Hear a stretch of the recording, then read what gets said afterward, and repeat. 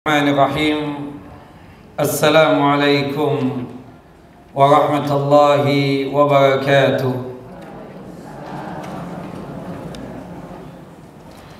Innal hamdalillah nahmaduhu wa nasta'inuhu wa nastaghfiruh wa na'udzu billahi min shururi anfusina wa min sayyiati a'malina.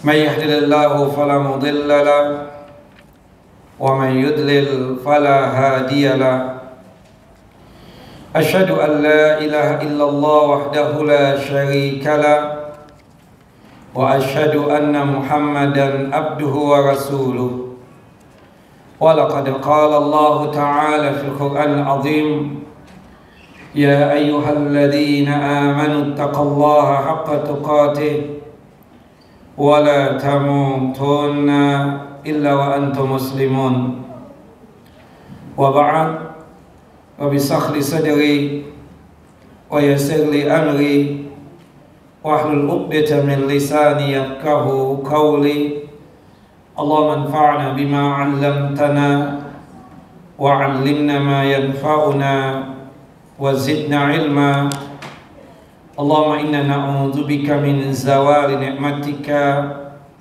وفجأة نقمتك وتحول عافيتك وجميع سخطك اللهم إنا نعوذ بك من جهد البلاء ودرك الشقاء وسوء القضاء والشماتة الأعداء اللهم إنا نعوذ بك من عذاب جهنم ومن عذاب القبر ومن فتنة المحيا والممات ومن شر فتنة المسيح الدجال.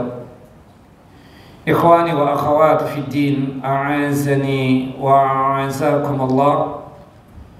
Bapak dan Ibu yang dimuliakan oleh Allah Jalla wa Ala, melanjutkan kajian kita pembahasan tentang ahkamul fiqhiyah, khususnya berkaitan tentang fiqhus salat. Pada kesempatan yang lalu kita sudah menjelaskan 5 syarat sahnya ibadah salat kita dari 6 syarat sahnya ibadah salat kita. Syarat sahnya ibadah salat kita itu ada 6. Ibu-ibu masih ingat tidak? Pasti lupa. Jadi ibu-ibu, ada syarat wajib melaksanakan ibadah salat, ada syarat sahnya ibadah salat. Kalau syarat wajib melaksanakan ibadah salat itu cuma ada 4. Yang pertama muslim atau beragama Islam. Yang kedua adalah baligh, ya, berumur baligh. Kemudian yang ketiga berakal. Yang keempat khusus untuk wanita suci dari haid dan nifas. Itu namanya syarat wajib melaksanakan ibadah, khususnya ibadah salat. Ada 4 ibu-ibu. Masih ingat? Yang pertama apa tadi? Islam. Yang kedua baligh. Yang ketiga berakal. Yang keempat suci dari haid dan nifas. Ini syarat wajib. Artinya kalau 1 dari 4 ini missing, ada 1 saja yang tidak ada, maka mengakibatkan ibadahnya tidak sah dan tidak diterima, ya, dan punya nilai percuma, ya, seperti itu.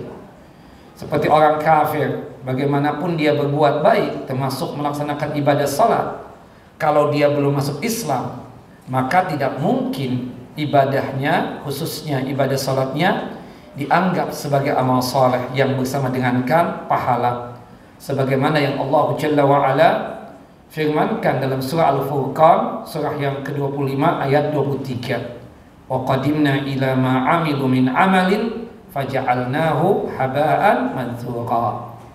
Nah, termasuk juga misalnya ada orang gila, ya, melaksanakan ibadah sholat, nggak dianggap. Makanya kita, ya, menjelaskan pada kesempatan yang lalu. Masih ingat tidak ibu-ibu, yang termasuk gila itu siapa? Ya, orang yang mabuk, ya, yang minum khamar, ya, kemudian mabuk, itu termasuk orang yang gila. Artinya kalau toh dia sholat, maka tidak dianggap sholatnya tersebut. Dan orang yang mabuk tadi itu, yang minum khamar tadi itu, dosanya 2 kali. Dosa dikarenakan minum khamar, sekaligus juga dosa dikarenakan meninggalkan ibadah sholat. Nah, termasuk pingsan juga dia dianggap hilang akal. Termasuk juga kita katakan adalah orang yang on and off. Kadang on, kadang off. Tapi lebih banyak off-nya ya. Siapa mereka ibu-ibu?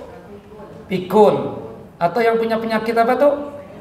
Alzheimer ya. Seperti itu. Itu memang hilang akal sama sekali ya Bu. Itu kalau perempuan punya penyakit apa tadi? Alzheimer ya. Itu sama suaminya masih ingat nggak? Lupa juga katanya ya. Subhanallah. Nauzubillah min dzalik ya. Nah, sama suaminya aja lupa ya.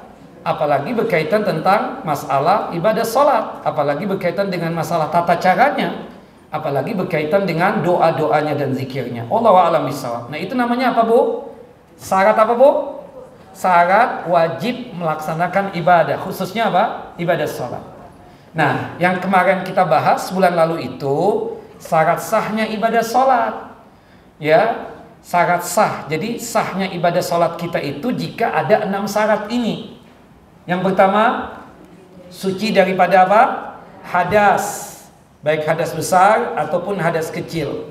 Hadas besar disucikan dengan cara apa Bu? Mandi. Hadas kecil disucikan dengan cara apa Bu? Berwudu. Jika kita tidak bisa mandi dan tidak bisa berwudu, maka hadas besar dan hadas kecilnya disucikan dengan cara apa? Tayamum. Diingat Bu ya, jangan dilupakan begitu aja. Jangan sampai ikut kajian cuma ngisi waktu kosong, daripada ngelamun di rumah datang ke kajian. Nggak begitu ya. Diingatkan apa yang sudah disampaikan itu. Karena bagaimanapun kan ibu-ibu ini kan sudah pada tua nih, yang artinya dia harus lebih banyak mendekatkan diri kepada Allah Jalla wa'ala.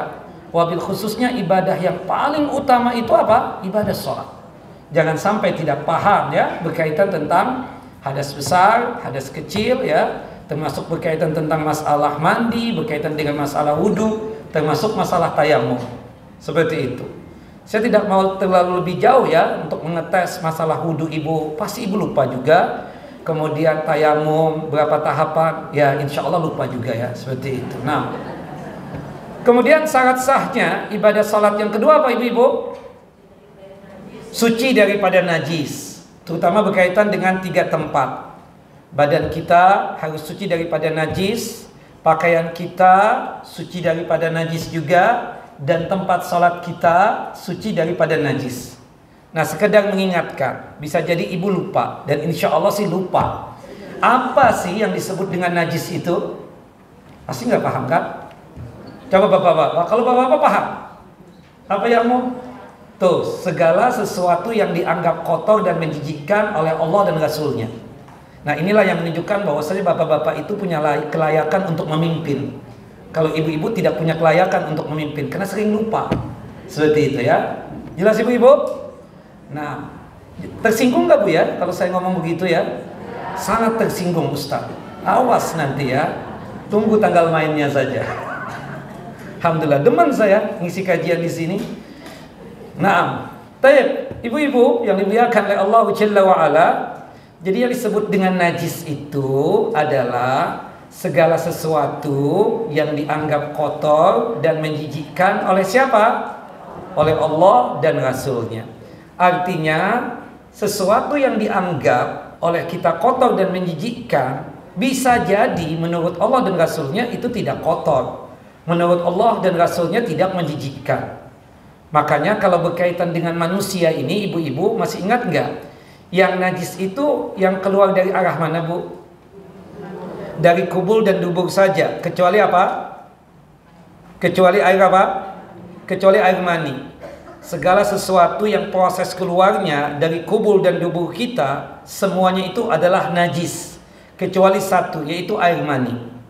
Nah, adapun yang keluar dari wajah kita ini, ya, dari mulut, dari hidung, dari mata, dari telinga, najis nggak ibu-ibu? Tidak.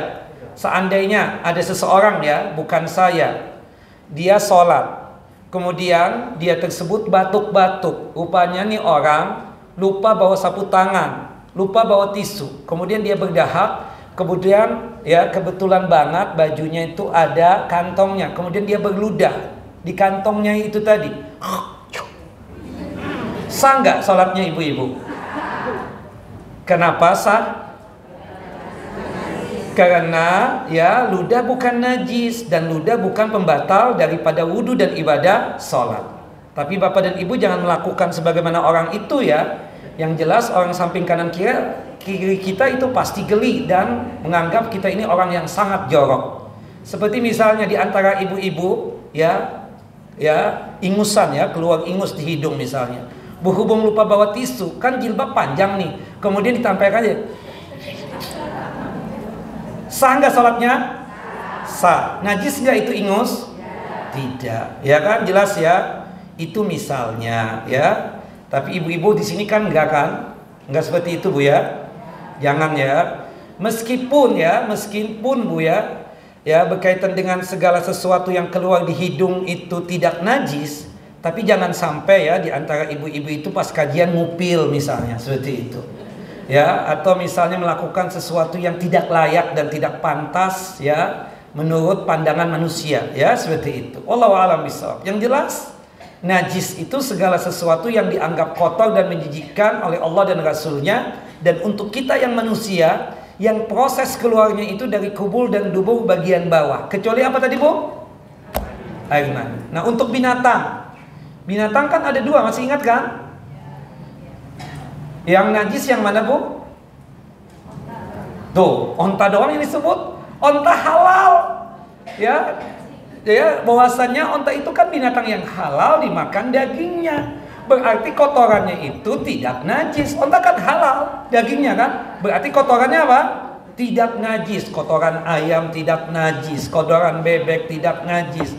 Kotoran kuda, zebra tidak najis. Karena itu binatang yang halal dimakan dagingnya.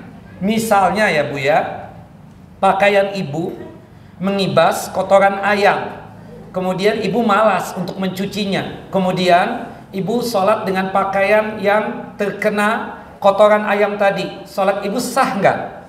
Sah. Kenapa?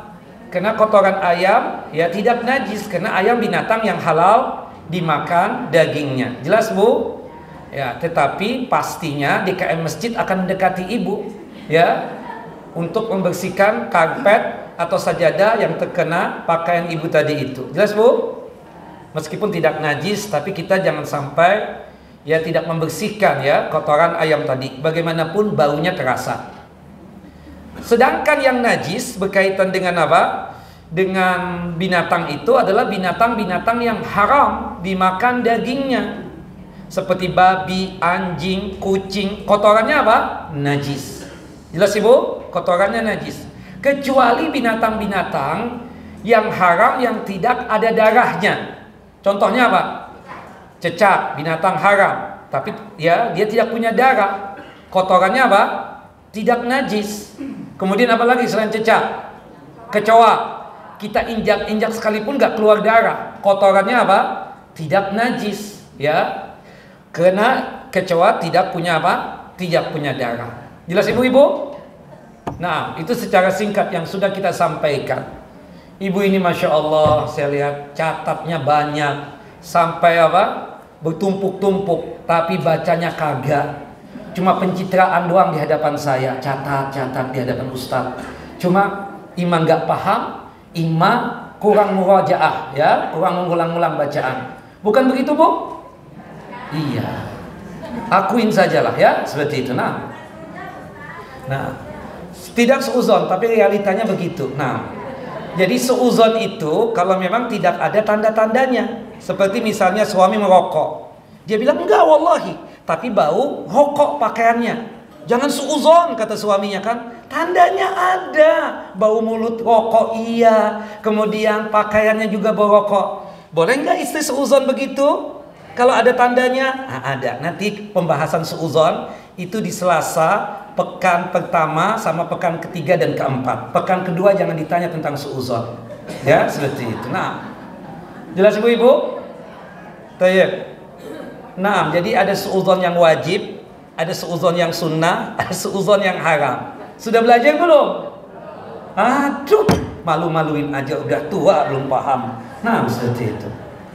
Allahu Akbar, la haula wala quwata illa billah. Hidayah sakinah. Nah, nanti kita belajar ya, insyaallah. Tayyib ibu-ibu yang dimuliakan oleh Allah Jalla wa Ala. Kemudian yang ketiga, syarat sahnya ibadah salat, masih ingat nggak? Mengetahui masuknya waktu salat fardu, salat yang 5 waktu itu, zuhur, asar, maghrib, isya, dan subuh. Tentunya termasuk Jumatan ya bagi kita yang laki-laki. Berdasarkan firman Allah Jalla wa Ala di dalam surah An-Nisa, surah yang keempat ayat 103. Faqimus shalah innas salata kanat 'alal mu'minina kitaban mauquta. Ya, jelas ibu-ibu? Nah, ini sekedar mengingatkan doang nih, Bu. Kalau kita sholat sesuai dengan waktunya, namanya apa? Istilahnya apa, Bu? Kan ibu mengamanahkan saya pegang fikih. Jadi saya harus, ya artinya mengetahui dong kualitas keilmuan ibu. Adaan, cakep. Semoga ibu yang menjawab lekas muda, ya kan seperti itu. Nah, kemudian kalau kita misalnya sholat di luar daripada waktunya, Bu, dikarenakan ada sebab yang sangat, ya ada alasan yang syar'i. Namanya apa, Bu? Qadha. Alhamdulillah ya Allah, ya Rabb, alhamdulillah. Nah, masih ingat ibu-ibu dan tante-tante saya ini ya Allah, alhamdulillah. Jidah dan nenek saya ini ya Allah masih ingat. Nah, tahap yang keempat, syarat sahnya ibadah sholat apa? Menutup aurat. Ya, auratnya perempuan jelas, seluruh tubuh tertutup kecuali wajah dan kedua telapak tangan. Ya, putihnya termasuk aurat gak, Bu? Putih aurat gak? Telapak tangan kan ada hitam, ada putihnya. Aurat gak yang putih? Yang hitamnya? Tidak juga. Jadi kalau ibu misalnya memakai baju, kemudian terbuka misalnya, telapak tangan hitamnya kelihatan, telapak tangan kirinya telapak yang putihnya kelihatan, ya itu sah nggak salat kita, Bu? Sah. Taib. Sedangkan aurat laki-laki juga kita katakan jelas dari pusar sampai ke lutut. Tapi bapak-bapak, jika bapak salat telanjang dada meskipun di bawah tertutup ya, tapi hukum salat bapak makruh. Hendaknya kita ketika menghadap Allah dalam kondisi yang rapi dan bagus, termasuk dada kita tutup, punggung kita pun juga kita tutup. Wallahu a'lam bissawab. Nah, kemudian yang kelima, syarat sahnya ibadah salat kita adalah menghadap kiblat. Kiblat kita Ka'bah al-Musyarrafah. Asal mula hukumnya salat wajib untuk menghadap kiblat kecuali 4 keadaan. Masih ingat nggak ibu-ibu? Bapak-bapak masih ingat pasti. Nah, benar Pak. Yang pertama, jika kita tidak paham tentang arah kiblat, ya misalnya kita tersebut ya sholat, kita main sholat saja ke arah sana, seakan-akan kita yakin kiblat di situ. Ternyata setelah selesai sholat, ya kita bertanya sama orang, Pak maaf, saya tadi perkiraan kiblat ke sana. Yang benar di mana ya? Oh ke sana. Salat zuhurnya wajib diulangi enggak itu? Tidak. Karena dia tidak paham, tidak mengerti kan? Seperti itu. Berdasarkan hadis dari sahabat yang mulia Abdullah ibnu Umar bin Khattab radhiyallahu anhuma, hadis yang dikeluarkan oleh Al-Imam Al-Bukhari dan juga oleh Al-Imam Muslim. Kemudian yang kedua, boleh salat tidak menghadap kiblat jika apa? Adamul istita'ah, tidak mampu. Entah karena sakit atau mungkin sehat walafiat, tapi dia tidak mampu untuk menghadapkan tubuhnya ke arah kiblat. Ada orang sehat, kuat perkasa, mampu berdiri, tapi nggak bisa menghadap kiblat. Kapan itu kejadian? Ketika kita berada di kendaraan seperti kereta, ya kan? Kereta jalan terus, nggak mungkin kita hentikan itu. Waktu sholat telah hadir, maka sholatnya kita sesuai dengan kemampuan kita. Kata Allah dalam surah Al-Baqarah, surah yang kedua, ayat 286, La yukallifullahu nafsan illa us'aha. Ya, Kadang di pesawat kita mendapatkan keadaan itu, ketika pesawat itu nggak punya musola, ya kan? Kita nggak bisa sholat dalam kondisi berdiri. Kita ya nggak bisa sholat menghadap kiblat. Maka kita katakan apa? Sholat sesuai dengan kemampuan kita.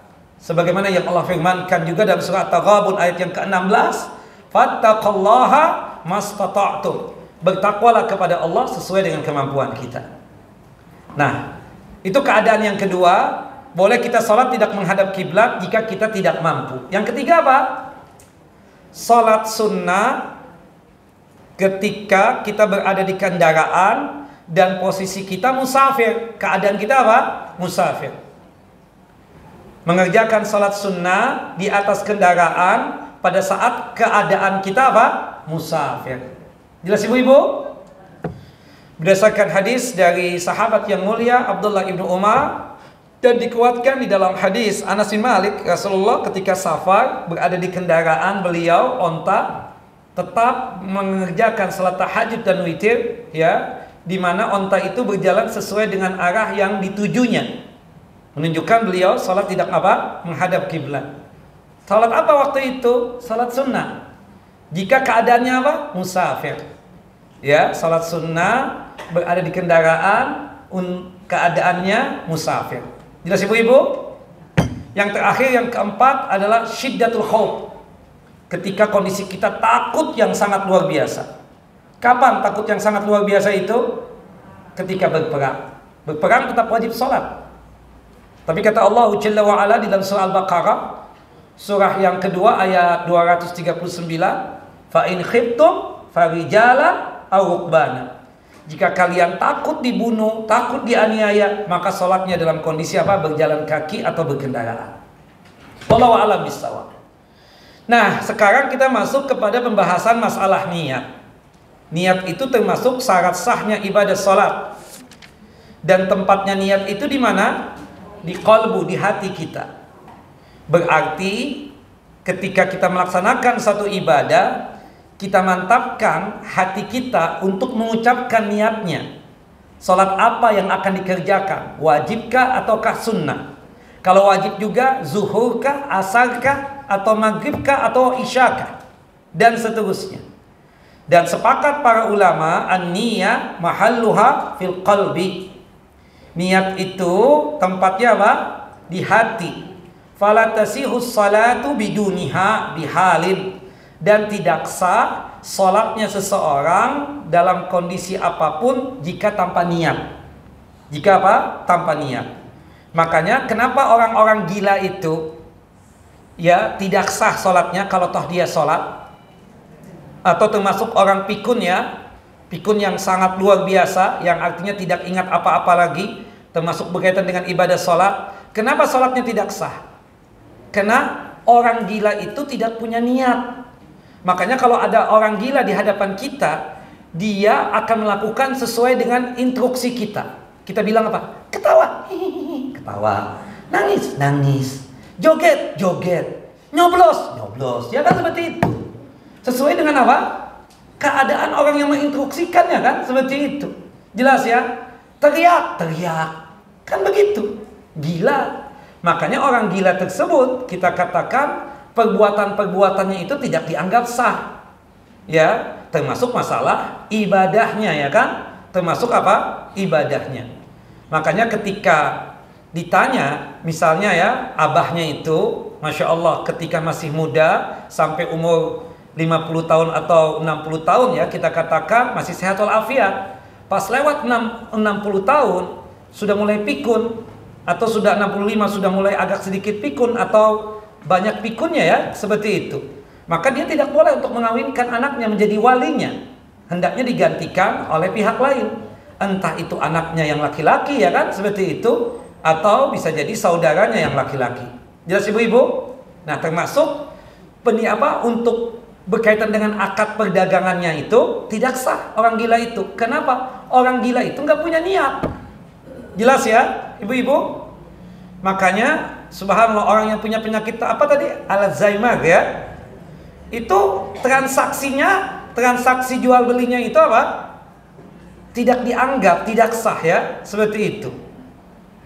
Dan terkadang dia tidak paham, tidak mengerti apa yang ditransaksikan itu. Wallahu a'lam bishawab. Jelas ibu-ibu? Jelas tidak? Jangan tidur, Bu. Nah, baik. Nah, niat tempatnya di hati. Tidak boleh dilafadzkan. La yajuzu at-talaffuz ya bil lisan. Tidak boleh dilafadzkan. Wa talaffuz bin niyyah ya, walau sirran bid'ah ya. Dan melafadzkan niat berkaitan dengan satu ibadah walaupun sir, walaupun sifatnya lirih, itu termasuk kategori menyelisihi sunnah Nabi SAW. Kalau istilah syariatnya bid'ah ya. Kata Syekh Islam Ibnu Taimiyah, tidak boleh kita itu melafadzkan niat ya. Ya, baik itu secara lirih ataupun secara jahran, secara nampak ya, seperti itu. Nah, dan tidak ada satu dalil pun, satu hujjah pun, baik dari hadis Nabi ya, jangankan hadis yang sahih, hadis yang dhaif, hadis yang maudhu, tidak ada keterangan bahwasanya ketika kita niat untuk beribadah itu hendaknya dilafadzkan dengan lisan, tidak ada. Atau tidak didapatkan juga dari ucapan para sahabat. Sahabat memerintahkan kita kalau ingin sholat misalnya melafadzkan niat. Tidak ada yang demikian. Tabi'in juga tidak seperti itu. Termasuk imam yang empat ya, Imam Abu Hanifah, Imam Malik, Imam Syafi'i, Imam Ahmad ya, mengatakan niat itu tempatnya di hati. Tidak boleh untuk apa? Dilafadzkan dengan lisan. Jelas Bapak Ibu? Nah, kecuali dua ibadah yang kita boleh melafadzkan niatan kita. Apa itu? Ibadah haji dan umrah. Dan itu tujuannya untuk ihlal ya, untuk mengagungkan Allah Jalla Jalaluhu, untuk ta'zim kepada Allah Jalla wa Ala. Tapi Ustaz, anak kemarin umrah, anak pasti mikot niatan kuat untuk umrah, tapi qadar Allah anak lupa tuh mengucapkannya labbaik Allahumma umratan. Sah enggak ibadah umrah anak? Sah Ibu. Tidak menjadi masalah yang demikian. Jelas ya? Tapi dua ibadah ini ya diizinkan oleh Allah dan Rasulnya, niatan tersebut untuk diucapkan ya, yang disebutkan di dalam hadis Nabi SAW, Rasulullah SAW dan para sahabat ridwan wa ajmain ya, ketika melaksanakan ibadah haji, beliau mengucapkan labbaik Allahumma hajjan. Ya Allah, aku sambut panggilanmu dan undanganmu ya Allah untuk melaksanakan apa? Ibadah haji. Jelas Bapak Ibu? Nah, kemudian ada pertanyaan, Ustadz, boleh enggak saya berubah niat? Maksudnya Ibu, saya tadi kan sholat niatan sholat duha, tapi kan anak tadi berpikir anak kan sudah sholat duha di rumah anak 8 rakaat lagi. Anak ubah tadi niatannya dengan sholat sunnah wudu, boleh tidak Ustaz? Nah, ini yang akan kita bahas. Atau boleh nggak kita merubah darinya tadi sholat wajib berubah menjadi sholat sunnah? Atau sebaliknya, yang tadinya sholat sunnah kita rubah menjadi apa? Sholat wajib. Boleh tidak? Nah, itu yang akan kita bahas. Jelas Bapak? Nah, Bapak tidur Pak? Pak, kalau tidur jangan di sini, di rumah enak. Mumpung hawanya enak nih, mau hujan. Nah, mesohib ya, wake up please. Nah, jangan tidur sudah teriak-teriak, nggak pasti puasa ya. Biasanya kalau puasa tidur ya, seperti itu. Nah, atau kebanyakan sarapan ya, seperti itu. Bapak-bapak, jelas? Bapak-bapak jangan mau kalah sama ibu-ibu. Ibu-ibu semangat. Nah, jelas Ami? Mi, tidur Mi? Ami? Tidur? Ya Allah. Ami. Kemudian selanjutnya ada 12 gambaran berkaitan dengan perubahan niat ya, dari satu ke lainnya. Yang pertama, al-intiqalu min niyatin ila niyatin fis salati lahu suwarun muta'addidatun. Ya, perubahan niat yang satu ke niat yang lainnya dalam salat itu memiliki gambaran yang lumayan banyak. Itu kalau kita hitung ada sekitar 12. Yang pertama gambarannya, Bapak dan Ibu. Min fardin ila naflin mutlak. Dari sholat wajib, kemudian kita rubah niatnya menjadi sholat sunnah mutlak. Sholat sunnah ada dua ya Bapak Ibu. Ada sholat sunnah yang muayyana atau yang muqayyada, ya. Ya, kemudian yang kedua sholat sunnah mutlak. Kalau sholat sunnah mutlak itu tidak ada kaitannya dengan sesuatu, tidak ada kaitannya dengan sholat wajib, tidak ada kaitannya dengan waktu, tidak ada kaitannya dengan keadaan, ya, tidak ada kaitannya dengan tempat. Itu namanya apa? Mutlak. Tapi kalau sholat sunnah yang ada kaitannya dengan sesuatu, itu namanya istilahnya muayyana atau muqayyada. Seperti qobliyah dan ba'diyah. Itu mutlak apa muqayyada? Ya, muqayyada atau muayyana, ya, seperti itu. Karena ada kaitannya dengan sholat 5 waktu. Ya, kalau sholat duha muayyana atau mutlak? Muayyana atau muqayyadah, ya. Ada kaitannya dengan apa? Waktu duha. Ya, seperti sholat tahajud dan witir, muqayyadah atau mutlak? Muqayyadah, jelas ya. Sholat sunnah tawaf, muqayyadah apa mutlak? Muqayyadah, ya, seperti itu. Nah, kalau mutlak itu umum, seperti contoh misalnya, ya, kita menunggu imam yang berdiri ketika khutbah Jumat. Kita sholat sebanyak-banyaknya, kan dianjurkan, sebagaimana disebutkan dalam hadis yang sahih, 2 salam, 2 salam, 2 salam, sampai imam naik ke atas mimbar. Itu disebutnya sholat sunnah apa? Mutlak. Atau pemisalan lagi, misalnya di antara bapak dan ibu kebetulan ada di depan Ka'bah, ya, antara maghrib dan isya. Bapak ibu sudah sholat maghrib, alhamdulillah. Ba'diyah maghrib juga sudah, baca Al-Quran juga sudah, zikir petang juga sudah. Ustaz, anak ingin mengambil fadilah keutamaan Masjidil Haram nih, Ustaz, gimana ya?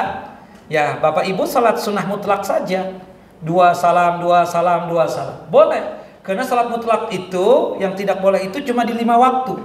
Jadi 5 waktu yang terlarang sholat itu berkaitan dengan sholat sunnah mutlak. Masih ingat gak Bapak? 5 waktu yang terlarang untuk melaksanakan ibadah sholat, sholat sunnah mutlak, ya. Secara urutan, ibu-ibu. Setelah subuh sampai terbit matahari, pertama. Yang kedua, ketika terbit matahari. Yang ketiga, ya, ketika matahari percis di atas kepala kita yang tidak terjadi bayangan. Itu kira-kira 10 menit sebelum zuhur. Yang keempat, setelah asar sampai tenggelam matahari. Kemudian yang kelima, tenggelam matahari. Nah, ini 5 waktu yang terlarang sholat. Sholat apa? Sholat sunnah mutlak. Kalau yang wajib dan juga yang berkaitan tentang masalah yang muqayyadah, maka tidak mengapa yang demikian. Jelas Pak Ibu? Nah, jadi kita berubah nih. Tadinya kita niatan sholat zuhur. Entah apa, ya, ada beberapa orang yang masuk ke masjid ini ingin berjamaah sholat zuhur. Kita dalam posisi sendirian. Kita merasa dong ada yang ingin sholat berjamaah. Karena kita sendirian, ya, kita tahu-tahu merubah niat. Darinya tadi niatan sholat zuhur, sholat wajib, kita rubah niatan menjadi sholat sunnah mutlak. Boleh atau tidak boleh? Tidak boleh. La yajuz, ya. Dari tadi niatannya salat wajib, kemudian diubah menjadi niatan salat sunnah apa? Mutlak. Boleh atau tidak Ibu? Tidak boleh. Dicatat Bapak Ibu. Jangan sampai lupa lagi. Dan kalau sudah mencatat ibu-ibu, dibaca lagi. Yang kedua, gambaran yang kedua, perubahan niat dari satu sholat ke sholat yang lainnya. Niatan dari sholat wajib yang satu ke sholat wajib lainnya. Contohnya, entah apa, kita ini lupa, ini sudah waktu asar. Kita pikir ini sholat zuhur, padahal kita akan melaksanakan apa? Sholat asar. Subhanallah, takbiratul ihramnya itu dia niatkan apa? Sholat zuhur. Subhanallah, biasanya orang yang kebanyakan hutang tuh biasanya begitu. Nah, sampai waktu aja lupa. Allahu Akbar, niatan dia apa? Sholat zuhur. Padahal waktunya waktu sholat apa? Asar. Ketika rakaat yang pertama atau rakaat yang kedua sudah lewat, pas rakaat yang ketiga baru ngeh, astagfirullah, dalam hatinya, ini kan sholat asar, kenapa ana niatan sholat zuhur?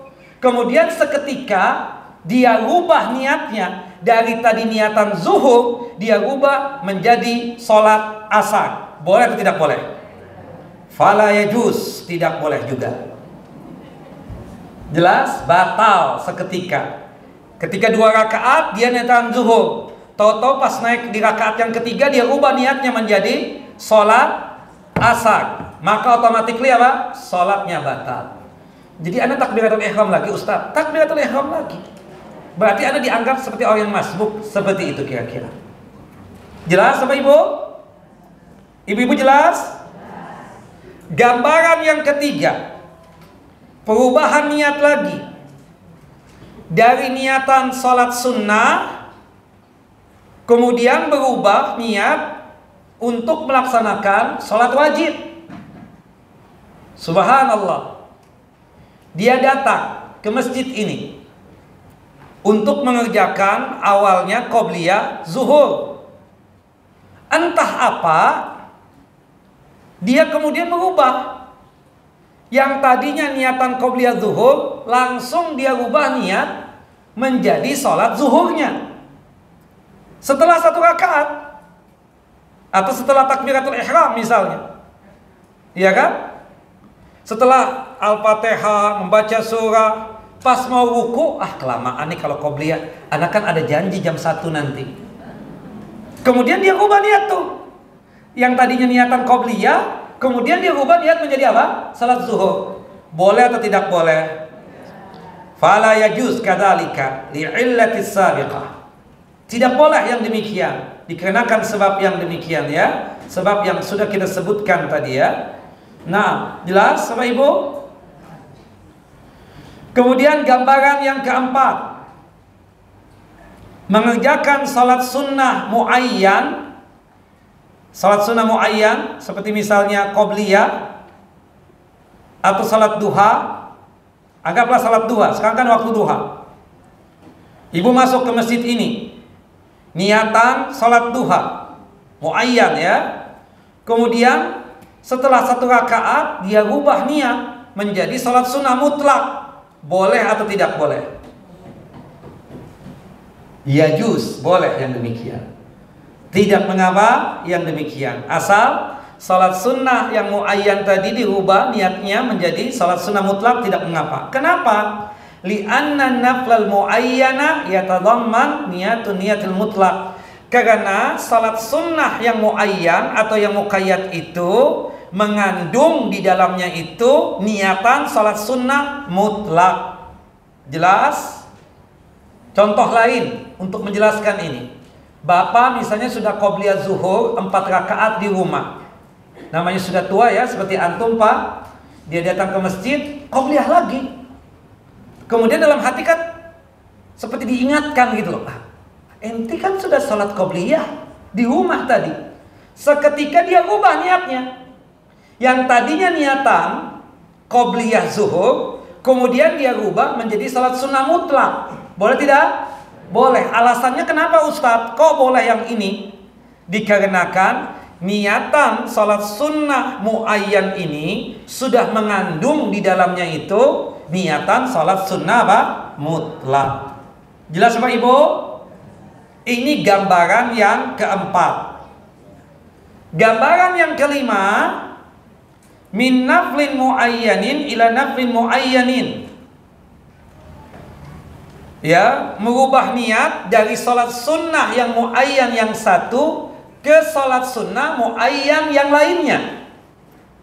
Merubah niat dari sholat sunnah muayyan yang satu, kemudian dirubah niat ke sholat sunnah muayyan yang lainnya.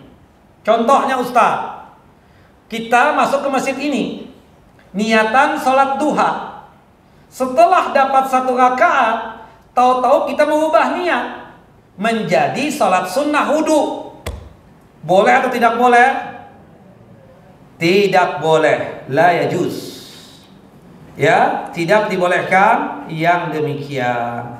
Ketika dia merubah niat Misalnya belum dapat 1 rakaat, baru takbiratul ihram, kemudian membaca ta'awud, kemudian Al-Fatihah beberapa ayat, kemudian dia, anak kan sudah sholat duha tadi di rumah, ngapain nambahin lagi sholat duha? Yang jelas anak kan tadi baru berwudu. Ahsan, diganti aja niatan. Yang tadinya sholat duha, kemudian dirubah niatan menjadi sholat sunnah wudu. Bolehkah seperti itu ibu-ibu? Boleh nggak bu? Tidak boleh, batal seketika sholatnya. Wallahu a'lam bishawab. Itu gambarannya keberapa? Kelima. Yang keenam sekarang. Min naflin mutlaqin ila naflin muayyan. Seseorang salat sunnah mutlak, kemudian tahu-tahu berubah niat menjadi salat sunnah muayyan. Boleh atau tidak boleh? Tadinya nih datang ke masjid untuk ikut Jumatan, dia salat sunnah mutlak, 2 salam, 2 salam, 2 salam. Tahu-tahu berubah niat. Ya, pas dia lihat jamnya, ini kan masih waktu duha, Anda ubah aja deh niatnya menjadi salat duha. Di dalam salat yang sama, boleh tidak boleh? Tidak boleh, la yajuz. Ya, la yasih ya. Bahkan salatnya apa? Tidak sah. Jelas Ibu? Nah, itu gambaran yang keenam. Gambaran yang ketujuh, min niyati imamin ila ma'mumin. Dia tadinya menjadi imam sholat, niatannya imam sholat nih, Allahu Akbar. Tahu-tahu berubah niat menjadi makmum. Boleh atau tidak boleh? Boleh. Contohnya, tadi beliau yang memimpin, ya. Siapa misalnya? Si fulan. Tahu-tahu pas rakaat yang pertama selesai, mau naik rakaat yang kedua, buang angin. Iya kan? Berarti batal wudu. Berarti kalau batal wudu, batal apa? Batal sholat. Kemudian automatically dia mengambil apa? Air wudu lagi kan? Kemudian masuk ke masjid ini menjadi apa? Menjadi makmum. Jelas ya? Ya, seperti itu. Artinya boleh. Wallahu a'lam bissawab. Taib. Kemudian selanjutnya, ya, yang kedelapan, sebaliknya. Tadinya niatan cuma makmum, tahu-tahu berubah niat menjadi imam. Boleh atau tidak boleh? Boleh yang demikian. Tidak mengapa yang demikian ya. Berdasarkan ya hadis dari sahabat yang mulia, atau dari hadis Ibunda Aisyah radhiyallahu anha ketika menceritakan tentang Abu Bakar yang menjadi imam salat ya pada saat Nabi Muhammad sakit ya. Nah, jelas Bapak Ibu? Nah, kemudian selanjutnya yang keberapa? Kesembilan. Tadinya niatan ikut dengan imam si fulan, tahu-tahu si imam si fulan batal, diganti imam yang lain. Kita sebagai makmum berubah niat nggak itu?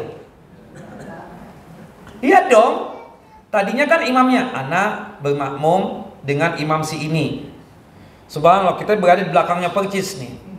Tahu-tahu pas setelah rakaat yang kedua, mau naik rakaat yang ketiga, dia batal wudu. Dan kalau batal wudu apa? Batal sholatnya. Nah, orang yang persis di belakang dia kan maju ke depan untuk menggantikan beliau menjadi apa? Menjadi imam. Nah, yang tadinya kita niatannya ikut dengan si imam ini, tahu-tahu dia batal sholat, ya kan? Digantilah oleh imam yang lain. Kita sebagai makmum seakan-akan memiliki 2 imam di situ. Boleh tidak? Boleh. Tidak mengapa demikian. Sebagaimana kasusnya Abu Bakar yang digantikan oleh Nabi menjadi apa? Menjadi imam. Tadinya Abu Bakar, kemudian dirubah. Ya, Rasulullah datang, Abu Bakar kemudian memberikan kesempatan kepada Nabi untuk apa? Untuk menjadi imam salat ya, seperti itu. Wallahu a'lam bissawab. Jelas Bapak Ibu? Nah, biasanya tuh kejadiannya imamnya batal sholat. Posisi makmum kan nggak boleh membatalkan sholat. Orang yang berada di belakangnya percis itu mengganti imam tadi yang batal sholat tadi itu.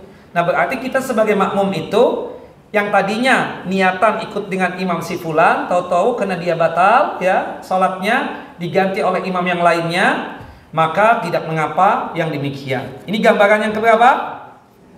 Ke-9. Yang ke-10, tadinya niatan salat sendirian, tahu-tahu berubah niat menjadi imam salat.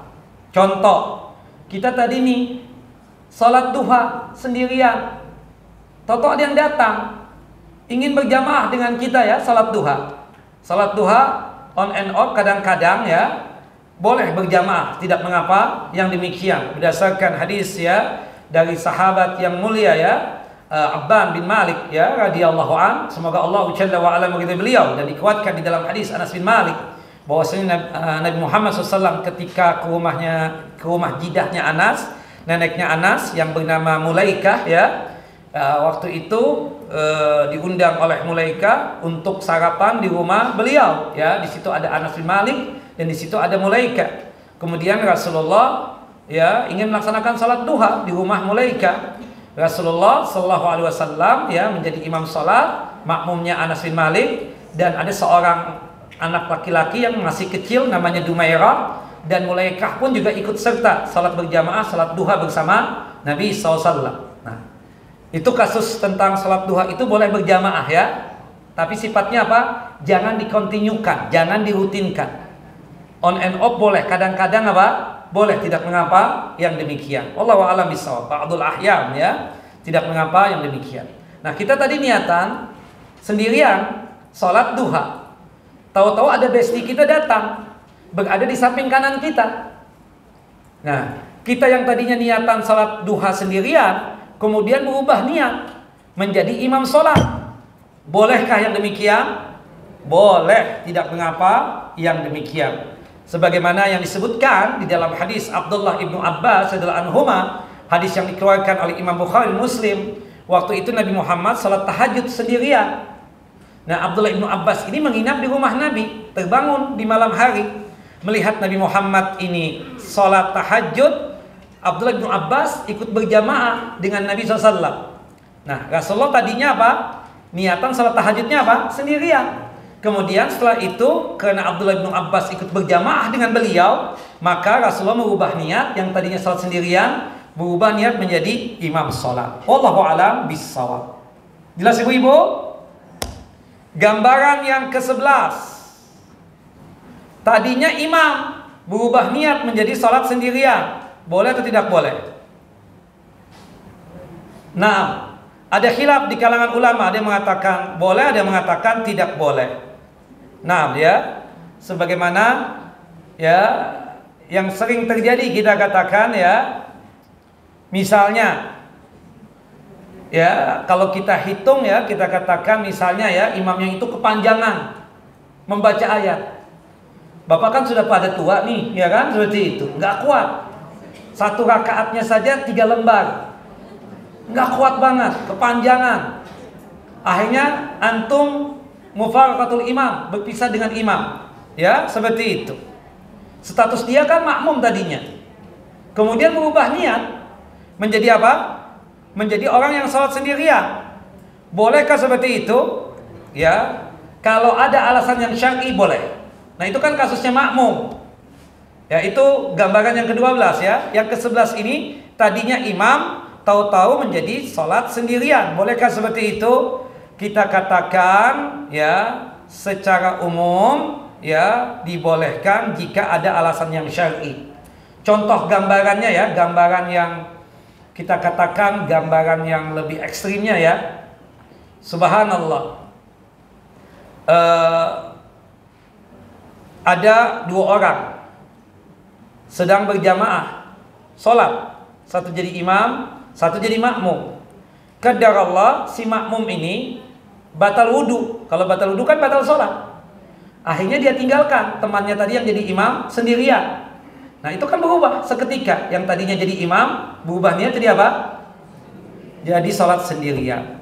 Nah, itu kita katakan secara umum kalau ada alasan yang syar'inya maka dibolehkan yang demikian. Wallahu a'lam bishawab. Itu gambaran yang keberapa? Ke-11. Yang ke-12 sebaliknya. Tadinya niatan makmum, kemudian berubah niat menjadi sholat sendirian, boleh atau tidak boleh?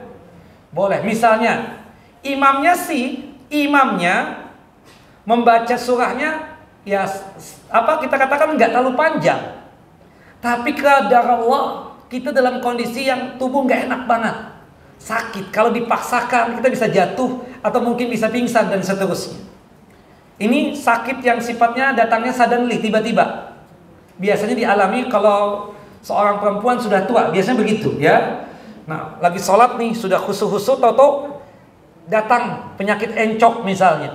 Dia nggak kuat banget nih. Kalau diteruskan, bisa keterusan sakitnya ini. Akhirnya dia putuskan berubah niat, yang tadinya jadi makmum, kemudian berubah niat menjadi sholat sendirian. Bolehkah seperti itu? Kalau ada alasan seperti itu, tidak mengapa. Atau misalnya kita mendapatkan imam yang kepanjangan tadi, panjang banget, kelewat batas. Memang imam itu kalau sudah asyik membaca Al-Qur'annya, itu seakan-akan di belakangnya nggak ada orang tuh. Subhanallah, nggak dipikirkan lagi siapa di belakang dia. Saking asyiknya ya kalau orang sudah membaca Al-Qur'an itu. Nah, tapi makmumnya itu memang tidak kuat, sebagaimana kasus yang dialami oleh seorang sahabat Nabi. Ketika itu sahabat Mu'adz bin Jabal di salat Isya membaca surah Al-Baqarah sampai selesai. Dia nggak kuat. Akhirnya apa? Mufaraqatul imam, berpisah dengan imam. Yang tadinya berjamaah dengan Mu'adz bin Jabal, kemudian apa? Berpisah, berubah niat. Yang tadinya salat berjamaah, ya, kemudian menjadi salat sendirian. Boleh atau tidak boleh? Boleh. Jelas Bapak Ibu? Nah, ini 12 gambaran perubahan niat. Taib, kita kembangkan lagi ya. Yang 12 ini jelas Ibu-ibu? Bapak-bapak jelas? Taib, ada kasus-kasus lain berkaitan dengan perbedaan niat antara imam dengan makmum. Apakah dibolehkan ataukah tidak dibolehkan? Secara umum dikatakan oleh para ulama, la khilafa fi masru'iyyati i'timamil musalli bi imamin ma'a tawafuqihima fi niyyah. Tidak ada perbedaan di kalangan para ulama tentang disyariatkannya orang yang sholat, yang menjadi makmum, niatannya itu sama dengan niatan imam sholatnya. Sholat wajib maghrib, ya kita makmumnya juga apa? Imamnya maghrib, kita juga niatan apa? Maghrib. Naam, imamnya niatan salat wajib, kita pun juga niatan salat wajib. Itu tidak ada perbedaan. Bahwasannya sepakat ulama, kalau bisa makmumnya dan imamnya itu sama niatannya, berkaitan tentang satu ibadah, ya, baik itu salat wajib ataupun salat sunnah. Summa ikhtalafa ahlul ilmi fima idza ikhtalafat niyatul imam wal ma'mum. Kemudian para ulama berbeda pendapat jika ada perbedaan niat antara imam dengan makmum. Was-sahih annahu la yushtaratu an tuwafaqa niyatu al-ma'mum niyat al-imam. Yang benar tidak disyaratkan harus sesuai niatan makmum dengan niatan imam. Tidak menjadi syarat utama ya, tidak menjadi syarat sahnya ibadah salat, atau tidak disyaratkan niatnya makmum dengan niatnya imam itu sama ya. Jadi kesimpulannya kita katakan imam berbeda niat dengan niatan makmumnya secara umum tidak mengapa yang demikian. Contohnya, imamnya salat wajib, makmumnya salat sunnah. Apakah dibolehkan yang demikian? Boleh. Ya, berdasarkan hadis dari Abu Dzar Al-Ghifari radhiyallahu an, dan juga dikuatkan di dalam hadis Yazid bin Al-Aswad radhiyallahu an. Yazid bin Al-Aswad ini bercerita ketika itu ada di Mina. Ya, Rasulullah SAW ya melaksanakan salat di Masjid Khif, masjid yang ada di mana? Di Mina, ketika hajian. Waktu itu kejadiannya salat subuh. Ya. Kemudian ada dua orang sahabat yang datang ke Masjid Khif tapi tidak ikut salat berjamaah, salat subuh tersebut. Mereka berdua duduk-duduk di teras masjid Khib itu tadi. Setelah selesai salat, Nabi Muhammad SAW memanggil dua orang sahabat tadi. Kemudian dua orang sahabat tadi ketakutan ketika dipanggil oleh Nabi, sampai bulu kuduknya itu ya berdiri. Kemudian Rasulullah bertanya, "Ma mana'akuma an tusalliya ma'ana?" Kenapa kalian berdua kok tidak ikut salat berjamaah bersama kita? Apa masalahnya kalian?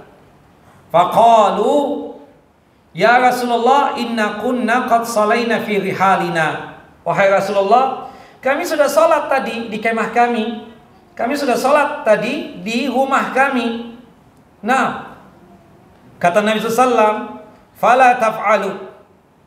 Idza salaituma fi rihalikuma summa ataituma masjida jama'ah fasalliya ma'ahum fa innaha lakuma nafilah." Jangan engkau lakukan lagi seperti itu tadi ya. Jika sekiranya kalian sudah melaksanakan sholat di rumah kalian atau di kemah kalian atau di masjid yang lain, kemudian kalian mendatangi suatu masjid dan di masjid itu sedang berlangsung sholat wajibnya, maka ikut saja sholat bersama mereka dan kalian berdua mendapatkan pahala sunnah. Jelas ya? Dari hadis ini menunjukkan imamnya niatan wajib, makmumnya niatan salat sunnah, boleh atau tidak boleh? Boleh, tidak mengapa yang demikian. Hadis sahih ya. Taib.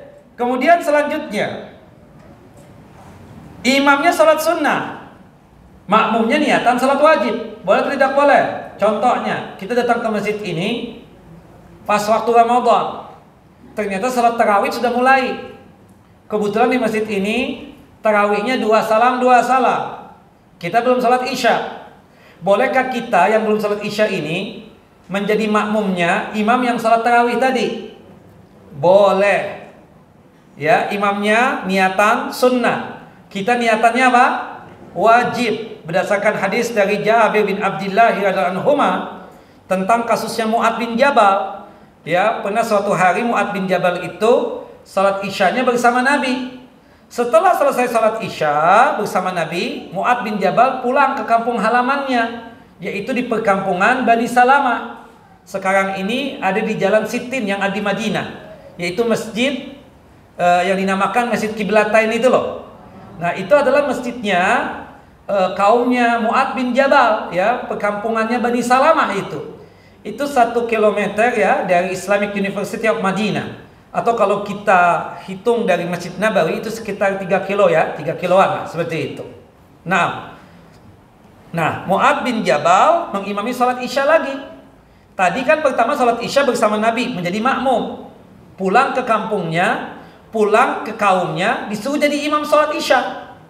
Nah, sebagaimana yang kita pahami, Bapak dan Ibu, kita tidak boleh ya mengulangi salat yang sama sebanyak 2 kali kecuali jika ada alasan yang syar'i. Kata Nabi Muhammad, "La tusallu as-salata marrataini." Tidak boleh kalian mengulangi salat yang sama sebanyak 2 kali kecuali jika ada sebab.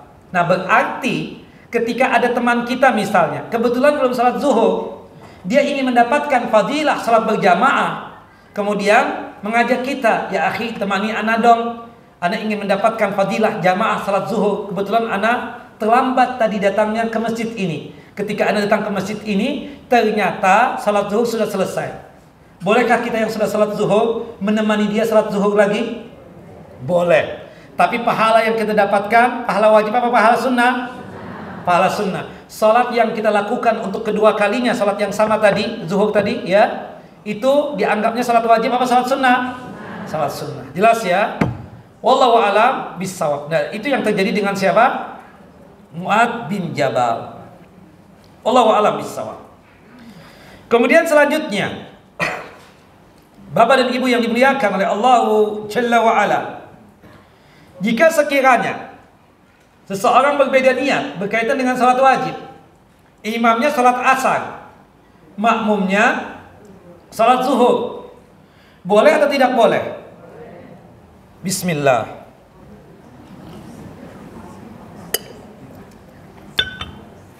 Boleh atau tidak boleh? Imamnya asar, makmumnya niatan zuhur. Boleh yang demikian, tidak mengapa ya, seperti itu. Wallahu a'lam bissawab ya. Nah, kemudian selanjutnya ya, kalau itu kan kita katakan 4 sama 4 kan. Kalau misalnya kita terlambat salat asar, kemudian sampai di masjid ya, yang kita temui itu sudah masuk maghrib. Imamnya salat maghrib 3 rakaat, kitanya asar 4 rakaat. Boleh tidak? Boleh. Ya, kita niatan salat asar qadhaan, imamnya maghrib adaan. 3 rakaat imam, kitanya makmum 4 rakaat. Imamnya salam, kita naik lagi 1 rakaat. Boleh tidak begitu? Boleh, tidak mengapa demikian. Tapi yang menjadi masalah, Ustaz, ana belum salat maghrib, ana ketemu masjid isya, tadi macet total Ustaz. Bagaimana? Boleh tidak? Kita tahu kan imam salat isya 4 rakaat, sedangkan kita maghrib 3 rakaat. Sepakat ulama, jika kita masuknya di rakaat yang kedua dari imam yang salat isya, boleh yang demikian. Jelas ya? Imam sudah naik di rakaat yang kedua, kita baru masuk nih di barisan shaf, salatnya imam yang isya tadi itu. Imamnya tersisa 3, kitanya tersisa apa? 3 rakaat ya kan? Imamnya tersisa 3, kitanya maghrib salat berapa rakaat? 3 rakaat juga. Bolehkah seperti itu? Boleh. Yang menjadi masalah, jika kita belum salat maghrib, kita masuk di rakaat yang pertama, imam yang salat isya, boleh atau tidak boleh? Imamnya 4, kitanya 3, boleh atau tidak boleh? Kita katakan boleh dengan catatan seperti ini, dengan 2 pilihan seperti ini. Yang pertama, kita boleh masuk dari rakaat pertama imam salat isya. Tapi ketika kita sudah mendapatkan 3 rakaat, kita kan niatan salat maghrib. Tidak mungkin dong imamnya naik untuk rakaat yang keempat, kita ikut naik juga rakaat keempat. Batallah salat kita. Kenapa? Karena niatan kita apa? Salat maghrib. Jelas ibu-ibu?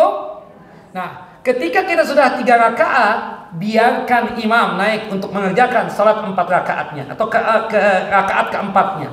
Ketika kita sudah 3 rakaat, kita berpisah dengan imam. Kita baca tasyahud sendirian, salawat Nabi sendirian, doa sebelum salam, kemudian salam sendirian. Jelas ibu-ibu? Tidak jelas. Ibu masuk di imam yang salat isya dari awal, dari takbiratul ihram. Salat isya berapa rakaat, Bu? Salat maghrib? Ibu sedang salat apa? Maghrib. Ya, kelamaan di mall, terlambat salat maghribnya. Subhanallah, ibu-ibu. Nah, akhirnya apa? Masuk nih di imam yang salat isya. Boleh? Boleh. Tapi nanti ketika kita ini sudah 3 rakaat, cara yang pertama yang harus kita lakukan, berpisah dengan imam. Imam biarkan naik di rakaat yang keempat. Kita ikut naik gak, Bu? Tidak. Kita apa yang kita lakukan? Kita melakukan sebagaimana lazimnya sholat. Kita berpisah dengan imam, artinya kita tasyahud sendirian, salawat Nabi sendirian, doa sebelum salam sendirian, kemudian salam juga sendirian. Tidak ikut dengan imam lagi. Karena niatan kita apa? 3 rakaat. Atau cara yang kedua, ketika imam naik untuk di rakaat yang keempatnya, ibu atau bapak melakukan tasyahud yang terakhir, posisi duduknya, duduk tawarruk. Biarkan imam melakukan rakaat keempatnya, kita dalam posisi apa? Duduk, tidak berpisah dengan imam. Tapi kita tidak membaca apa-apa. Kita menunggu imam duduk di tasyahud yang terakhirnya.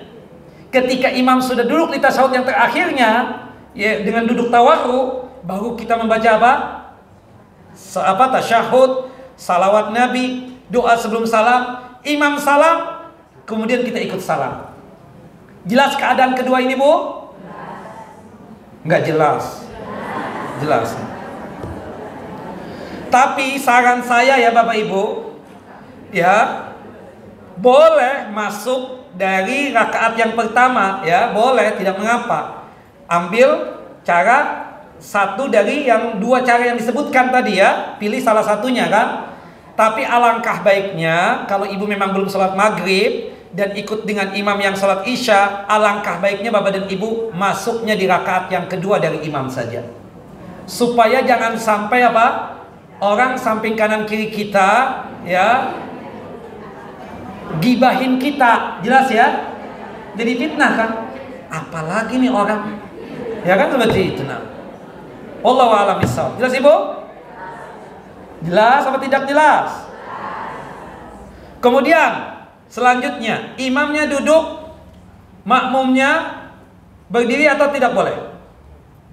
Imamnya duduk, imamnya, makmumnya berdiri, boleh atau tidak boleh?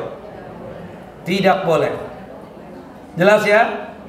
Berdasarkan hadis dari Ibunda Aisyah radhiyallahu anha, ketika imamnya duduk, kita makmum pun juga apa? Ikut duduk. Yang menjadi perdebatan di kalangan para ulama adalah imamnya tadinya berdiri. Tadinya apa? Berdiri. Tahu-tahu pas rakaat yang mau naik rakaat yang ketiga, encok datang. Imamnya duduk. Nah, kita sebagai makmum duduk apa berdiri? Ada dua pendapat. Sebagian ulama mengatakan ikut dengan imam, duduk juga. Sebagian yang lain mengatakan tetap berdiri. Jelas Ibu? Jelas Bapak? Tapi kalau imam dari awal duduk, kita sebagai makmum meskipun perkasa, kuat, mampu berdiri, kita apa? Duduk. Nah, keluar daripada itu semua, saya sarankan imam yang sakit, yang tidak sanggup berdiri, lebih bagus jadi makmum saja, jangan jadi imam. Wallahu a'lam bishawab. Jelas Bu? Jelas Bapak? Terakhir, imamnya musafir, makmumnya mukim, boleh atau tidak boleh? Untuk boleh-boleh saja. Tapi musafir sholatnya 2 apa 4? Kalau zuhur 2. Nah makmumnya 4. Jadi tetap 4 rakaat ya. Jadi ketika imam salam, yang musafir tadi, saya musafir jadi imam. Ustadz kan selalu disuruh jadi imam. Ustadz, kalau Ustadz, anak musafir, nggak apa-apa Ustadz, nanti anak tinggal mensempurnakan kayak orang masbuk. Baik, itu yang terjadi dengan Umar bin Khattab ketika mengimami sholat zuhur di Masjidil Haram. Umar bin Khattab sholatnya 2 rakaat zuhurnya. Setelah itu, Assalamualaikum warahmatullahi wabarakatuh, Assalamualaikum warahmatullahi. Umar bin Khattab berkata kepada para makmumnya, penduduk Makkah, ya ahla Makkah, atimmu sholatakum fa inna qaumun safrun. Wahai penduduk Makkah, sempurnakan sholat kalian, tambah lagi 2 rakaat. Kami tadi 2 karena kami musafir. Jelas ya? Jelas ibu-ibu? Terakhir, imamnya mukim, makmumnya musafir. Sholatnya musafir 2 apa 4? Aslinya kan 2. Sebagaimana yang Allah firmankan dalam surah An-Nisa, surah yang keempat ayat 101. Wa idza darabtum fil ardi falaysa 'alaikum junahun an taqsuru minas shalah. Apabila kalian safar, maka tidak mengapa untuk mengqasar salat yang 4 jadi 2. Surah An-Nisa, surah yang keempat, ayat 101. Nah, tapi berhubung kita ini ikut dengan imam yang mukim, maka kita kembalikan kepada hadis umum, innama ju'ilal imamu liyu'tamma bihi. Dijadikan imam untuk diikuti. Salah satunya yang kita ikuti berkaitan dengan jumlah rakaat sholat. Memang kita musafir, punya hak. Yang 4 jadi 2. Tapi berhubung kita ikut dengan imam yang mukim, sholat zuhurnya berapa rakaat? Ibu-ibu? 4. Misalnya nih, bapak terlambat, bapak musafir, masuk di rakaat yang ketiga dari imam yang mukim. Bolehkah bapak ikut salam dengan imam yang mukim ketika imamnya melakukan salam, ya, sebagai tanda sholat telah selesai? Jelas kasusnya bapak-bapak? Antum kan musafir, punya hak sholat yang 4 jadi 2, bukan begitu? Kebetulan masuknya di imam yang mukim di rakaat yang ketiga. Artinya imam tersisa berapa? 2. Dan antum kan musafir, juga punya hak. Salat zuhurnya 2 rakaat juga. Pertanyaan saya, ketika imam salam, apakah antum ikut salam ataukah antum dianggap seperti orang yang masbuk? Harus 4 rakaat. Ibu-ibu, gongnya biasa di ibu-ibu tuh. Gonggongnya ya. Kalau gonggong kan nyalak ya, seperti itu. Nah, enggak. Abu Mijlas pernah bertanya kepada Abdullah bin Umar seperti itu. Ya Abdullah bin Umar, ya Aba Abdurrahman, anak ini musafir, masuk di imam yang mukim. Pas imamnya itu 3 rakaat. Anak ikut salam dengan imam ataukah anak menambah 2 rakaat lagi? Fawahika, Abdullah bin Umar nyengir, ketawa. Ente ini yang gitu aja kagak paham. Sebagaimana Ustadz di Selasa pekan pertama, ketiga, keempat nyengir, ya mencandai ibu-ibu gitu dengan nyengir ketawa. Ya Allah, ibu-ibu udah tua, nggak paham apa-apa, ya kan? Itu Ustadz pekan pertama, ketiga dan keempat. Pekan kedua nggak pernah, ya seperti itu. Nah, wallahu a'lam bishawab, ya. Abdullah bin Umar pun ketawa. Inti yang beginian doang nggak paham ya Abu Mijlas. Anak nggak ngerti, kata Abu Mijlas. Kata Abdullah bin Umar, sholat seperti mereka. Maksudnya berapa? 4 rakaat. Sholat seperti imam. Jelas ibu-ibu? Nah, jadi kalau Ustadz ketawa itu Bu ya, jangan baperan Bu ya. Abdullah bin Umar juga ketawa tuh dengan muridnya Abu Mijlas. Ya Allah, Abu Mijlas. Begitu loh. Kalau kita kan, ibu. Jida-jida, nenek-nenek ya. Kalau nenek-nenek kita maklumin ya kan. Masalahnya nih yang tua-tua ini nggak mau disebut jida sama nenek. Dia merasa muda terus. Nah makanya saya langsung candain aja deh kan. Kenapa lupa terus ya kan, seperti itu. Wallahu a'lam bishawab. Jelas ibu-ibu? Nggak jelas. Jelas nggak? Yang terakhir jelas Bu? Nah, ada pertanyaan? Selesai ya kita dari masalah syarat sahnya ibadah salat. Sebelum ibu bertanya, saya mau tanya dulu. Syarat sahnya ibadah salat ada berapa Bu? Tuh ya kan, lihat buku lagi, lihat buku, lihat buku, coba lihat. Nggak ada yang hafal. Coba Bapak, nggak langsung tuh. Berapa Bapak? 6. Tuh Bapak langsung jawab. Yang pertama apa Bu? Suci daripada hadas. Yang kedua, suci daripada najis. Yang ketiga, mengetahui masuknya waktu salat fardu, ya. Yang keempat, menutup aurat. Yang kelima, menghadap kiblat. Yang keenam, nah tadi syarat sahnya salat. Kalau syarat wajib ada berapa? 4. Yang pertama apa? Islam. Yang kedua, balik. Yang ketiga, berakal. Yang keempat, suci daripada haid dan nifas. Selesai ya, syarat wajib sudah, syarat sahnya ibadah salat sudah ya. Tinggal nanti tambahan-tambahan ya. Tentang tata cara salat sudah kan ibu-ibu? Ustadz yang terdahulu sudah menyampaikan kan? Sudah 3 orang. Ada pertanyaan? Tinggal 15 menit lagi? Silakan, hurry up, quickly.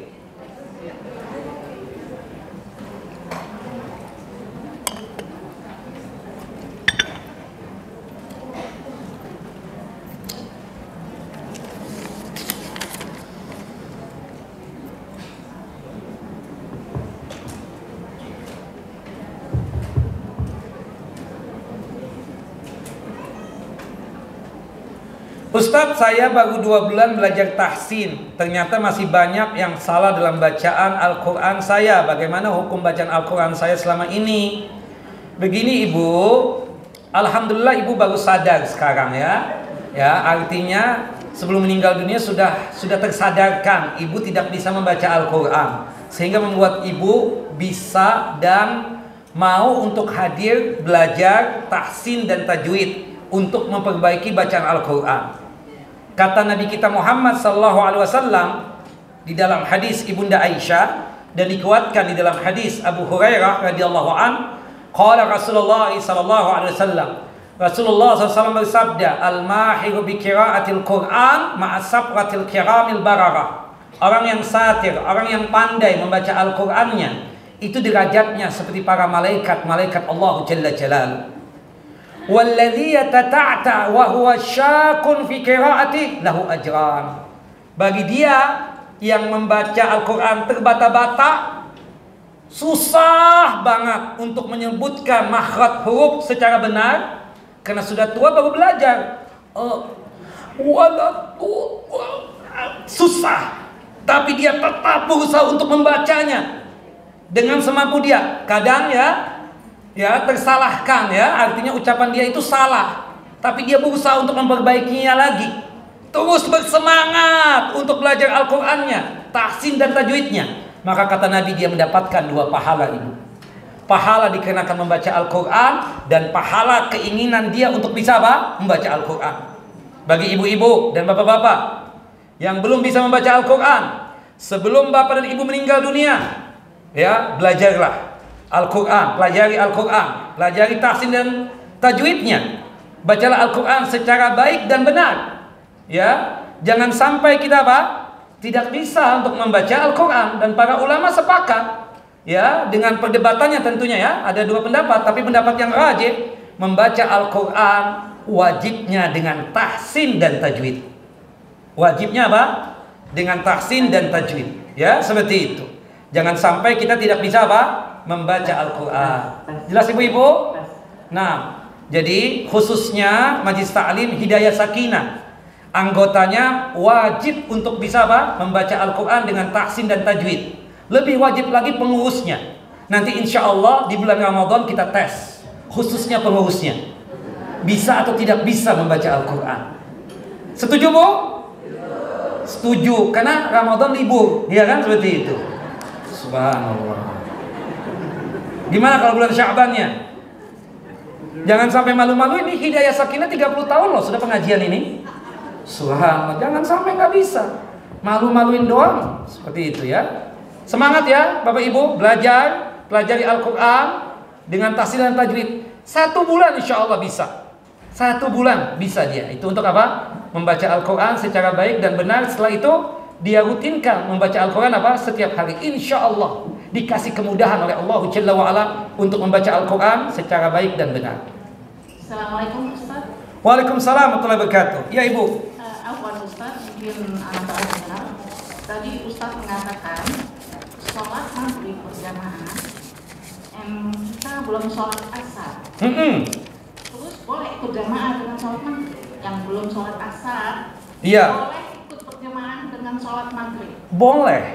Boleh banget. Ya, kenapa? Dia itu kan bukan sengaja meninggalkan sholat asar, tapi dikarenakan ada alasan yang syar'i. Misalnya macet total. Kebetulan ibu menyetir mobil sendiri, tidak ditemani oleh suami atau oleh sopir misalnya, kan seperti itu. Ya, macet total, ketemu masjid sudah maghrib. Bolehkah ibu ikut serta dengan imam yang salat maghrib untuk mendapatkan pahala jamaahnya? Boleh ibu, tidak mengapa yang demikian. Wallahu a'lam bishawab. Jelas ya? Nah, baik. Apakah ada doa setelah salat duha, zikirnya? Ibu-ibu dan bapak-bapak yang dimuliakan oleh Allah Jalla wa'ala, untuk salat sunnah ada zikir khususnya, pendek sekali, sebagaimana disebutkan oleh Syekh Abdul Aziz bin Baz rahimahullah rahmatan wasi'ah ketika menjelaskan hadis Sauban radhiyallahu an, hadis yang dikeluarkan oleh Al-Imam Muslim. Sahabat yang mulia Sauban radhiyallahu an berkata, kana Nabi sallallahu alaihi wasallam idan sarafa min salatihi istaghfara salata summa yaqulu Allahumma antas salam wa minkas salam tabarakta ya dzal jalal ikram.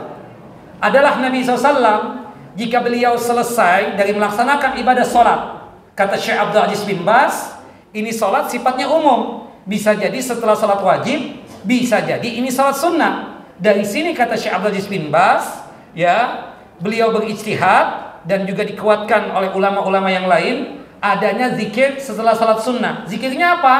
Istighfar 3 kali. Astaghfirullah, astaghfirullah, astaghfirullah.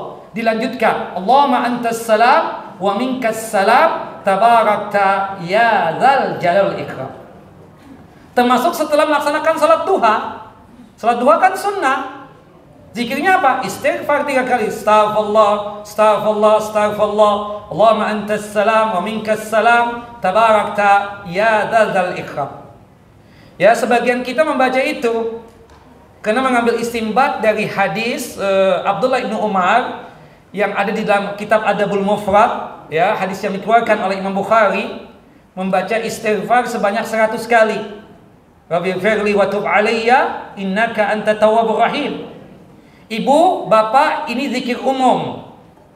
Zikir yang sifatnya apa? Umum. Kapan waktu boleh kita baca. Ya, bukan zikir khusus setelah salat duha. Jelas ibu-ibu? Tadi berkaitan dengan istighfar, Rabbighfirli wa tub alayya innaka antat tawwabur rahim, itu zikir yang sifatnya umum. Itu zikir tidak hanya sekedar dibaca oleh Nabi setelah selesai salat duha saja. Itu sometime, kadang-kadang. Kadang Rasulullah duduk-duduk juga ya habis salat duha itu sambil beliau baca itu, tapi tidak ada kaitannya dengan salat duha sebenarnya. Itu zikir yang sifatnya umum. Terkadang ketika duduk-duduk dengan para sahabatnya, Rasulullah beristighfar seperti itu juga. Jelas ya Bapak Ibu? Ya, di dalam kitab-kitab fikih tidak disebutkan itu tentang zikir yang seperti itu. Jelas ya? Jadi kesimpulannya untuk zikir setelah salat sunnah ya zikir yang umum. Yaitu apa? Istighfar 3 kali. Astaghfirullah, astaghfirullah, astaghfirullah. Kemudian dilanjutkan, Allahumma antas salam wa minkas salam. Tabarakta ya dzal ikram. Jelas Bapak Ibu? Ustaz, bolehkah berdoa di sujud terakhir menggunakan bahasa Indonesia karena belum hafal bahasa Arabnya? Ibu-ibu, subhanallah. Padahal doa kita mustajab di setiap sujud. Bukan sujud terakhir saja Bu ya. Ini omongan saya yang ke-103 di tempat ini. Subhanallah. Di dalam sholat itu ada 2 tempat doa kita mustajab. Yang pertama ketika sujud. Yang kedua apa? Sebelum salam. Kata Nabi di dalam hadis Abu Hurairah radhiyallahu an, aqrabu ma yakunul abdu min rabbih wa huwa sajid. Paling dekatnya seorang hamba kepada Tuhannya ketika sujud. Fa'aktsirud doa fihi. Perbanyaklah doa di dalam sujud. Sujudnya umum. Rakaat pertama, rakaat kedua, rakaat ketiga, rakaat keempat. Sujud di salat wajib atau sujud di salat sunnah. Tidak ada penghususan di sujud terakhir. Jelas ibu-ibu? Ambillah satu doa di setiap sujud. Ya.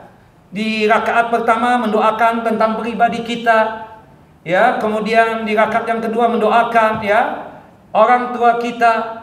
Kemudian di rakaat yang ketiga nanti kita mendoakan pasangan kita dan juga anak keturunan kita. Kemudian di rakaat yang terakhirnya berdoa berkaitan tentang dunia dan akhirat kita misalnya. Tidak mengapa.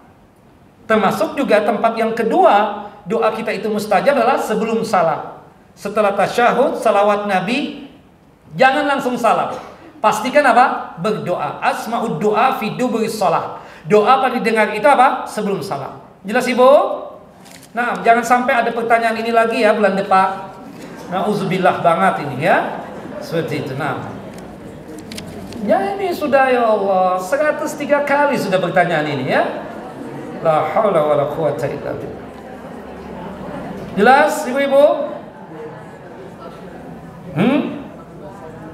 Ya, sepakat para ulama kalau berdoa di dalam hati, ya boleh pakai bahasa apapun, termasuk pakai bahasa kita ya, bahasa Indonesia, boleh dalam hati. Yang menjadi perdebatan ulama itu kalau ditampakkan dengan lisan kita, terdengar oleh telinga kita. Ya, sepakat ulama pakai bahasa Arab. Tapi selain bahasa Arab boleh atau tidak boleh? Ada 2 pendapat. Mayoritas ulama mengatakan tidak boleh. Mayoritas ulama, jumhur ulama mengatakan tidak boleh. Ya, karena takut ada pengaruhnya dengan ibadah sholat. Ya, segelintir ulama mengatakan boleh. Saya pribadi memilih tidak boleh. Alangkah baiknya Bapak dan Ibu kalau seandainya berdoa ketika sujud dan sebelum salam pakai bahasa kita dalam hati kita saja. Dan Allah Jalla wa Ala Maha mengetahui apa yang kita inginkan. Ya kan? Misalnya ibu berdoa karena bahasa Arabnya kan nggak paham. Ya Allah minta Louis Vuitton ya Allah tahun ini ya Allah. Ya Allah ya Rahman ya Rahim. Ya Allah, Louis Vuitton ya Allah, karena ada kawinan ya Allah. Ya Allah ya Rahman. Boleh nggak kita berdoa begitu? Boleh aja. Tidak mengapa yang demikian. Jelas ya? Wallahu a'lam bishawab. Atau apa ya? Itu yang dikatakan ya, subhanallah, mobil atau apa ya? Kan nggak tahu bahasa Arabnya kan? Apa bahasa Arabnya ini? Nanya Ustadz kan malu, karena minta yang mewah-mewah ini. Subhanallah, ya, subhanallah. Ya Allah ya Rahman ya Rahim, anugerahkanlah kepadaku mobil mewah ya Allah, Mercy yang terbaru ya Allah, bisa mengantarkan aku ke masjid raya ini ya Allah, di majlis taklimnya hidayah sakinah ya Allah, supaya ibu-ibu tersebut tidak meremehkan saya lagi ya Allah. Ya Allah ya Rahman ya Rahim. Wallahu a'lam bishawab. Jelas ya? Nah, kan seperti misalnya mendoakan suami, susah kita membahasakan bahasa Arab, dalam hati saja. Ya Allah ya Rahman ya Rahim, Engkau penjaga hati ya Allah, termasuk penjaga hati suamiku ya Allah. Tolong jaga hatinya ya Allah, jangan sampai jatuh ke setaris dia ya Allah. Ya Allah ya Rahman ya Rahim, jaga pandangan matanya ya Allah, jangan sampai matanya jelalatan ya Allah. Ya Allah ya Rahman ya Rahim, jadikanlah yang dia pandang tersebut berkaitan dengan kecantikan, cukup wajahnya aku saja ya Allah. Boleh nggak? Dalam hati, dalam hati. Kenapa mesti malu? Kenapa? Ibu boleh ketawa, tapi ibu kan mengamalkan itu. Iya kan? Boleh ibu ketawa. Oke, tapi kan dalam hati, oh boleh begitu. Pasti akan mengamalkan itu. Coba lihat nanti. Wallahu a'lam bishawab. Baik. Nah, Ustadz, jika saya sudah puasa Nabi Daud alaihissalam, apakah dilakukan setiap kali puasa hanya satu kali saja atau terus menerus? Kemudian, jika saya sudah puasa Nabi Daud alaihissalam, apakah saya masih dibolehkan untuk puasa Ayyamul Bid atau puasa Senin Kemis? Puasa Nabi Daud sesuai kemampuan kita. Sunnah kan? Puasa yang paling afdal, paling utama adalah puasa apa? Nabi Daud alaihissalam. Puasa yang sangat dicintai oleh Allah Jalla wa'ala. Sehari puasa, sehari tidak berpuasa. Semampu kita. Kalau mampunya ya bulan ini, ya bulan ini, bulan depan ternyata kita memang ya masih doyan, masih hobi makan ya, artinya ya sudahlah, kita cari puasa yang lain aja. Misalnya Senin Kemis, atau puasa 3 hari setiap bulan. Jelas ya? Kemudian kalau misalnya kita sudah puasa Nabi Daud alaihissalam, tidak perlu lagi kita puasa Senin Kemis, apalagi puasa Ayyamul Bid. Ya jelas ya? Sekali lagi nih Bapak Ibu, ini pertanyaan yang sudah ditanyakan juga. Jika kita sudah puasa Nabi Daud alaihissalam, tidak boleh lagi kita puasa apa? Senin Kemis. Tidak perlu juga kita puasa Ayyamul Bid. Ya, bukan tidak perlu, tidak boleh. Kenapa? Kalau kita gabungkan misalnya puasa Nabi Daud, kalau kita fullkan dalam 1 bulan berapa hari? 15 hari. Senin Kemis, kalau kita fullkan berapa hari? 8 hari. 15 tambah 8 berapa? 23. Bukan begitu? Tambah 3 hari lagi, 26. Itu sama puasa setiap hari. Itu yang dilarang oleh Nabi Sallallahu Alaihi Wasallam. Kalau kita sudah puasa Nabi Daud alaihissalam, itu sudah mewakili puasa Senin Kemis dan puasa Ayyamul Bid. Begitupun juga Bapak dan Ibu, jika Bapak dan Ibu sudah puasa Senin Kemis, tidak perlu lagi puasa Ayyamul Bid. Karena puasa Ayyamul Bid, puasa Senin Kemis itu kan kalau kita fullkan dalam 1 bulan berapa hari? 8 hari. Lebih banyak nggak daripada 3 hari? Lebih banyak. Sudah mewakili itu Ayyamul Bidnya. Jelas Bapak Ibu? Jangan lebay dalam masalah beragama ya. Subhanallah, saya yakin yang begitu itu pasti nggak ada pasangannya itu. Nah, nggak ada pasangannya itu. Nah, wallahu a'lam bishawab. Jangan ya, jangan berlebihan seperti itu. Itu yang dilarang oleh Nabi kepada siapa? Dilarang oleh Nabi kepada Abdullah bin Amr bin As radhiyallahu anhuma. Ingin puasa tiap hari, tidak boleh. Yang diamalkan oleh beliau akhirnya apa? Cuma puasa Nabi Daud alaihissalam saja. Wallahu a'lam bishawab. Ya, wassallallahu Nabi Muhammad wa ala ali Muhammad. Semoga Bapak dan Ibu saudara lindungan Allah Jalla wa ala sehat wal afiat. dimudahkan dalam masalah rizki dan nikmat, dipanjangkan umur di dalam ketaatan kepada Allah Jalla wa'ala, terhindar dari musibah dan malapetaka, dan dijauhkan dari kesusahan dan kesulitan. Amin ya rabbal alamin. Barakallahu fikum. Wa sallallahu nabiyana Muhammad wa ala ali Muhammad kama sallaita ala Ibrahim wa ala ali Ibrahim innaka Hamidun Majid. Kita tutup kajian kita dengan masing-masing kita membaca doa kafaratul majlis. Subhanakallahumma wa bihamdika asyhadu an la ilaha illa anta astaghfiruka wa atubu ilaik. Assalamualaikum warahmatullahi wabarakatuh.